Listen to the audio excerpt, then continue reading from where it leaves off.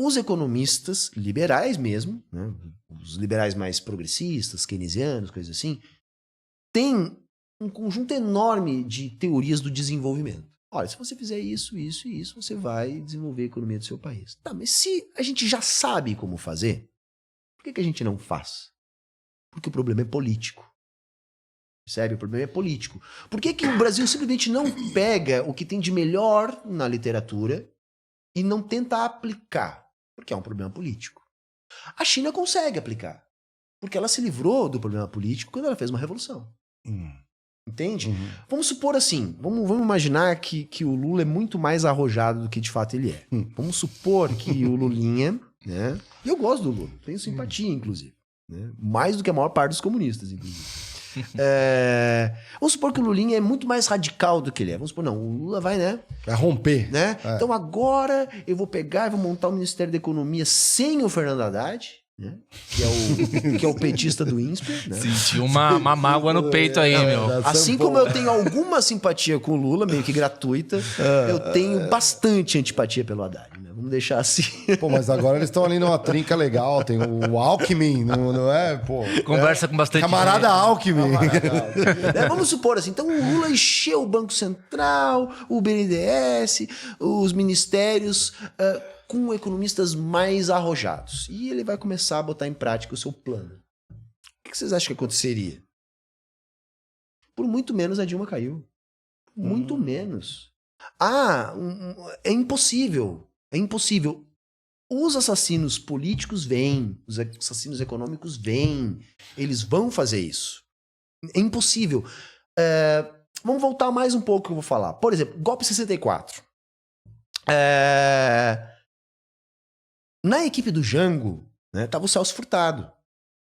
Celso Furtado, que é um economista que, no meu ponto de vista, é liberal, mas é um liberal estruturalista, então um liberal de esquerda. Né? CEPAL, desenvolvimentismo, né? Isso já não foi tolerado. Entende? Já não foi tolerado a proposta que era tímida. As reformas de base, elas sequer eram bem estruturadas, era muito mais uma carta de intenções do que um projeto bem acabado. Mas falava em reforma agrária, falava em reforma do judiciário, reforma do estudantil, ou seja, o liberal tem pânico de escutar a palavra reforma quando está sendo empreendida por uma pessoa de esquerda, senão eles gostam. Quando é reforma tributária... Aí eles gostam. Aí assim, quando é dado o golpe, qual foi o debate que foi feito pelos militares?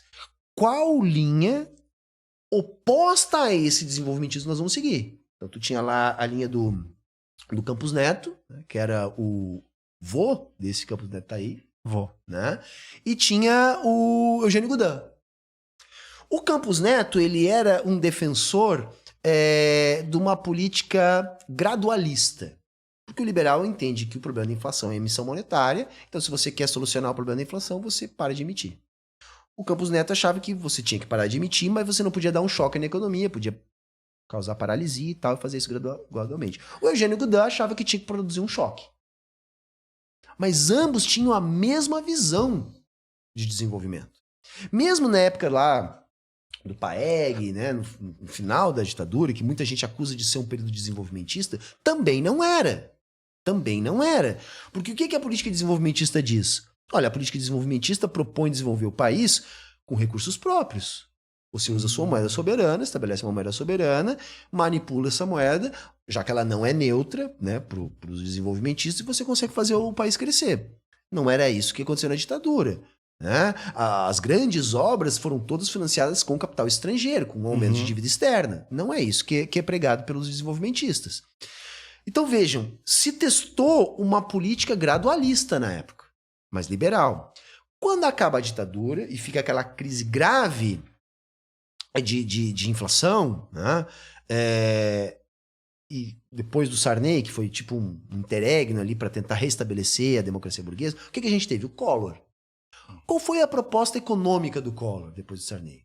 Que entrou para a história. Confiscar as poupanças, Exato. Foi a proposta do Goudin. Ou seja, o choque.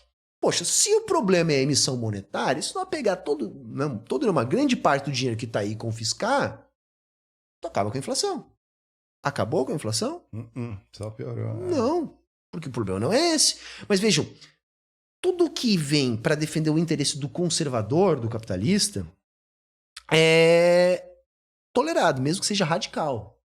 O Collor confiscou a poupança. Agora, O Collor caiu, né? Não, ele caiu, mas caiu porque, na verdade, ele perdeu o apoio da mídia. Uhum. Né? Porque, na verdade, ele fez o confisco da poupança. E aí não deu certo, gerou uma crise muito grande, aí depois ele vai cair. Aí veio os outros escândalos, PC Farias. Sim, mas ali que tá. Isso já Tu tava, tava. já tava rolando. Agora, o que eu tô querendo dizer é o seguinte. O Jango conseguiu fazer? A Dilma conseguiu fazer, não caíram antes de tentar. Uhum. É isso que eu tô querendo dizer. Nem há a possibilidade, se você não se livra do problema político, na minha interpretação, você não consegue fazer nada radical. Uhum. Que vai vir alguém e vai intervir. Eu acho que a China só consegue, por quê? Porque lá eles não conseguem fazer isso. Aqui no Brasil, a mesma coisa vai acontecer com a Dilma. Numa proporção menor, evidentemente diferente. Mas o que aconteceu? Quando começou a carga mais forte contra a Dilma, o Brasil bateu 4% de desemprego. 4% de desemprego. Os liberais, se você pegar o discurso do Samuel Pessoa, que é um liberal engomadinho, bonitinho, estudadinho, o que ele diz? Que o desemprego que não eleva a taxa de inflação no Brasil, ele tem que ser de 11%. Então ele vai dizer que um desemprego menor do que 11% acelera a inflação. Quando a Dilma começou a sofrer o ataque mais pesado, o desemprego tinha batido 4%. Aí a nossa classe dominante ela fez uma escolha. Qual foi a escolha da nossa classe dominante? Ela sacrificou a massa do lucro em nome da margem de lucro e do poder político. Explico. Com a economia bombando, você tem uma massa de lucro maior. A economia está mais dinâmica. Uhum. Tá? Porém, se vinha já num processo de anos, né, mais de década, de valorização real do salário mínimo. Isso é uma coisa. Segundo, quanto menor o desemprego, maior o poder político da classe trabalhadora. Quanto menor o desemprego, mais condições de disputar melhores salários, de brigar por melhores condições de trabalho tem a classe trabalhadora. Uhum. Então veja, se por um lado você tinha uma massa de lucro maior, porque a economia estava mais aquecida, a margem de lucro do capitalista estava menor, né? Porque o trabalhador mais empoderado briga por melhores salários, tem menos desemprego, e a política persistente de aumento real do salário mínimo também já começava a pressionar.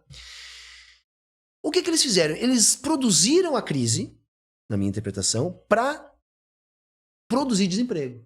Ou seja, eles sacrificaram a massa do lucro, ou seja, o Brasil passou a crescer menos, a economia ficou bem menos dinâmica, porém você aumentou vertiginosamente o desemprego, que passou dos 10%. Quando você aumenta o desemprego, acontece duas coisas. Você consegue diminuir os salários, e com mais desemprego, o trabalhador é obrigado a se sujeitar pelo que ele consegue. Sim, fica com o cu na mão, né? Se eliminou aquela política de décadas de valorização real do salário mínimo, foi congelado o salário mínimo, apenas a inflação. E ainda acontece um outro efeito. Quando você diminui a massa do lucro e produz uma crise econômica, os capitalistas mais fracos quebram. Os capitalistas que têm menos capital, que têm menos poder, quebram. O que acontece? Maior concentração nos capitalistas mais ricos. Então, os capitalistas mais ricos, eles lucram com isso. Eles lucram com a crise. Tá entendendo? Porque aí, mesmo que a massa do lucro seja menor, a margem é maior e eles ainda quebraram os capitalistas menores. E de quebra, a gente tem um efeito disciplinador do desemprego. Se diminui o poder político da classe trabalhadora com poder de barganha. Qual é o produto disso? O produto disso foi a reforma trabalhista. Aí se conseguiu poder político suficiente para se aumentar a pejotização, para se restringir os direitos trabalhistas, ou seja, vitória da classe burguesa. Né? Isso é calculado. Você acha...